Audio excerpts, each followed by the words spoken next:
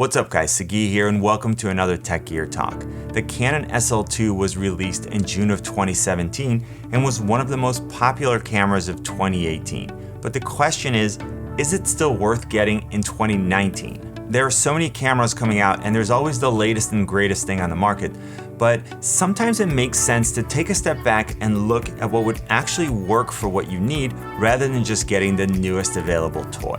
There are a lot of things that I love about the SL2 or 200D depending on where you live, and there are some things that I wish were a little bit different. So let's take a closer look and see if it's still a great option in 2019. When I first heard that Canon has a small and light full DSLR, I just knew I had to pick it up. I shoot all of my videos with Canon C100 Mark IIs, but they aren't the best and easiest option to use for vlogging or content creation, and they can't even shoot stills. And I'll just use the term create content as shorthand for both photography and video. Okay, enough about that, let's get started. One of the things that I love about the SL2 is that it natively accepts all of Canon's EFS and EF mount lenses. No adapter, no extra cost, just take whatever lenses you want, slap it on and start shooting. Canon is known for having a phenomenal line of DSLR lenses, and the SL2 supports all of them. That means that I can start with something like the 18-55 STM kit lens, which by the way comes with image stabilization,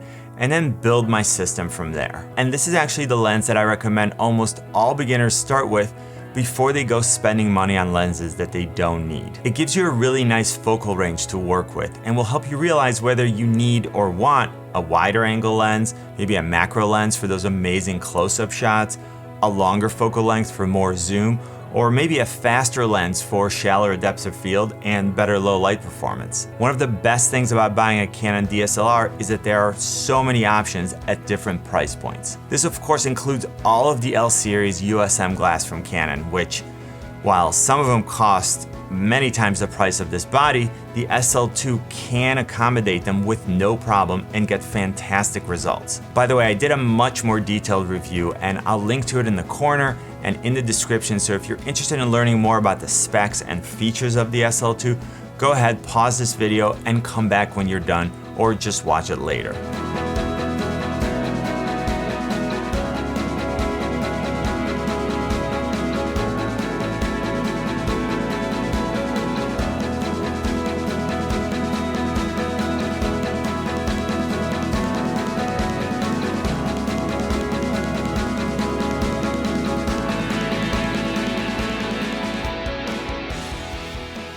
Moving on, I've been using the SL2 for quite a while now, and one of the things that first attracted me to it was the size and weight. Look, for me, a lot of it is about removing friction, like what's getting in the way of you creating content. This camera was so light, I mean so light, it's less than a pound, and even after adding the kit lens and the battery and the memory card, it's still under 2 pounds, which that's just absurd. If you already own a camera, then you know this, and if you don't own one, I'm gonna tell you, but one of the main reasons that people don't end up taking their gear with them is because it's just too big and heavy. If you're gonna go on a hike or a trip, every single thing that you take with you adds size and weight. And no camera is gonna work for you if you don't bring it with you. So having a camera that's so small and light is a huge bonus and makes it much more likely that you'll have it with you and create more content. I'm also going to mention that the SL2 has a really deep grip for a camera of this size, so it's not as challenging to handle as some small mirrorless cameras are. This is always on a continuum, and I think there is a really nice balance here for how I would use the SL2. Sticking with the idea of removing friction, the SL2 is also very easy to use. The Canon user interface is pretty straightforward, and that's something that I think people sometimes overlook when they choose a camera. If you can't figure out how to use your gear, or even if you have it figured out but the ergonomics just aren't there for you, you're much more likely to get frustrated, miss your shot, and then you end up just not liking your gear. While the SL2 only has one dial on top, they were pretty clever with the design of the controls on the back, and you can very quickly change shutter speed, aperture, and ISO without having to monkey around too much. If I'm comparing it to some higher end models, sure, it's nice to have more controls, but I don't evaluate products in a vacuum, and my expectations are adjusted based on the price. Another thing that's easy to use is the menu system. This includes both the live live view overlay and the settings menu. Both are simple to navigate and clearly marked, again leading to a better user experience. One of the features that makes the SL2 so user-friendly is the full touchscreen. We're all so used to interacting with our mobile phones, and a touchscreen is such an intuitive user interface. I've used so many cameras that cost like a high multiple of what the SL2 does that don't have a fully functioning touchscreen. Some don't have a touchscreen at all, some have a touchscreen that only works for focus or focus and playback, but not for changing settings. And this amazes me that with all the incredible tech that goes into some of these higher end cameras, they didn't take the time or put in the effort to implement a touchscreen. That's just silly to me. But back to the SL2, killer touchscreen. It works for everything: focus, live view options, settings menu, and playbacks. That's what I'm talking about. And while we're on the subject of the screen, the SL2 has a fully articulating touchscreen. Again, I've used cameras that cost thousands of dollars more than the SL2, and they don't have a fully articulating screen. This is such an important feature for me for so many reasons. First, when I'm in front of the camera, I can just flip, turn it around, and then I can tell that I'm perfectly framed and that I'm in focus. Next, if I'm using the camera on a tripod or on a slider on the ground, I can always position the screen in a way that's super easy for me to see what's going on. And these are the types of things that you may not think about until after you buy a camera, but you should, because they make a huge difference. Since I just mentioned focus, let's talk about it. And it shouldn't take very long because the SL2 uses Canon's amazing dual pixel autofocus. The fact that you can get that for under 500 bucks is nuts. I know for a fact that if I turn face detection and subject tracking, the SL2 will automatically detect my face and keep me focused regardless of where I move. And when I say I know, I mean it. Like, I never think about it. I know right now that I'm holding the camera up. If you can see the screen, I know that it detected my face, and I know that I'm in focus. Another cool thing is that you can select an object, not just a face. So I can point it at Macy, for example, and know that it will follow her wherever she goes. Like I said, short section, dual pixel autofocus is awesome, end of story. Another thing I like about the SL2 is the famous Canon color. And a lot of people think that Canon has the best color science out there. I'll admit that there may be an element of bias here. Some people prefer the Sony or Fuji look, or maybe the way a Panasonic looks. Ultimately, it's subjective. But for me, with this camera, what I want is footage that I can take right off the SD card and use. As far as image quality, I think the SL2 can produce some fantastic photos and video. And here are a couple of samples to give you an idea of what you can expect.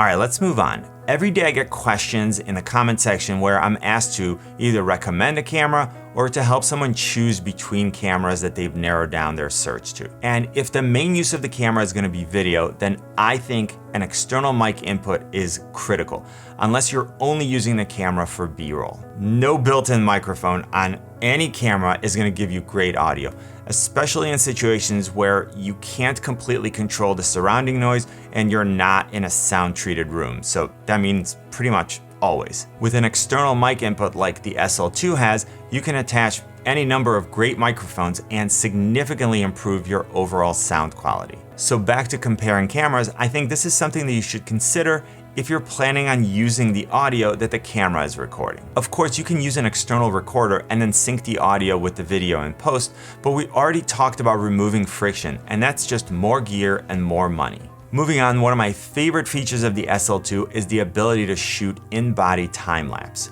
There's a movie mode that will allow you to shoot full HD or 1080p time-lapse video right in the camera. All you need to do is enable it in settings, select an interval or how much time should pass between each shot, the total number of shots that you want the SL2 to take, and whether you want the exposure to change with each shot or not, and then just hit the shutter. You can also decide whether you want the LCD to show you every exposure and if you want the camera to beep with each shot. So this is a really nice feature to have, and it allows you to get different types of shots for your videos, and I think it's great that the SL2 can do everything in body for you rather than you having to take individual pictures and then do a lot of post-production to turn them into a time-lapse. .